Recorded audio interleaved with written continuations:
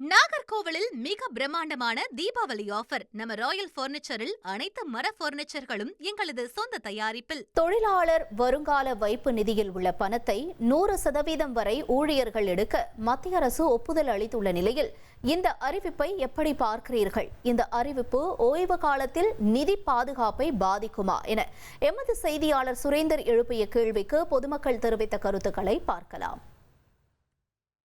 தொழிலாளர்கள் வைப்பு நிதியில் இருக்கக்கூடிய பணத்தை 100% வரை எடுத்துக்கொள்ளலாம் என மத்திய அரசு அறிவித்திருப்பதை பொதுமக்கள் எப்படி பார்க்கிறார்கள் என்பதை நேரடியாக கேட்டு தெரிந்து கொள்ளலாம்.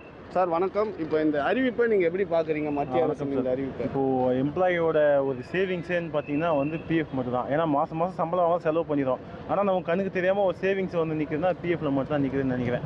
ஸோ அதை முழுமையாக அதை எடுக்கலான்ற பட்சத்தில் அது சேவிங்ஸேன்ற ஒரு ஆப்ஷனுக்கு வராது. அது நான் இப்போ எல்லா காசும் இப்போ செலவுக்கு நான் எடுத்துட்டேன்னா அப்போ 58 வயசு மேலே எனக்கு எதுவுமே இருக்காது. ஸோ ஜீரோ தான் நிற்பேன். ஸோ நான் திருப்பி அந்த இடத்துல வேலைக்கு ஓட முடியாது. எனக்கு எந்த ஒரு அமௌண்ட்டும் இருக்காது. ஸோ இந்த ஸ்கீமை சென்ட்ரல் கவர்மெண்ட் திரும்பி வாபஸ் நான் நினைக்கிறேன் சார். வீடு இல்லை ஓன் ப்ராப்பர்ட்டிஸ் எதனால் நாங்கள் வாங்கினா எங்கள் பிஎஃப் அமௌண்ட் எடுத்து நாங்கள் யூஸ்ஃபுல்லாக யூஸ் பண்ணிக்கலாம்.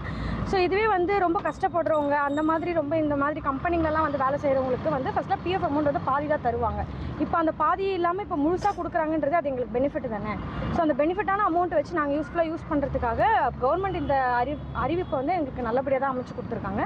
ஸோ இது எங்களுக்கு நல்ல விஷயமா தான் எங்களுக்கு தெரியும். இப்போ ஏதோ கண்ணுக்கு தெரியாமல் ஒரு பிஎஃப்னு ஒரு இது பிடிச்சிருந்தாங்க. அது ஃபியூச்சருக்கு ஏதோ குடும்பத்தில் யாருக்காச்சும் ஒரு இதுனா யூஸ் பண்ணிக்கலான்னு தான் வச்சுருந்தோம். இப்போ அதையும் நீங்கள் மொத்தமாக எடுக்கலான்ட்டு ஒரு இது எடுத்துகிட்டு வந்துட்டீங்க. எங்களை மாரி ஆளுக்கு இப்போ நாளைக்கு ஒரு சின்ன பிரச்சனை கூட அதை முழுசாயத்துக்கு செலவு பண்ணணும் தான் தோணும். எனக்கு யூஸ்ஃபுல்லாக இருக்கும்னு தான் நினைக்கிறேன். ஏன்னா நான் 2 இயர்ஸ் கம்பெனியில் ஒர்க் பண்ணுறேன்.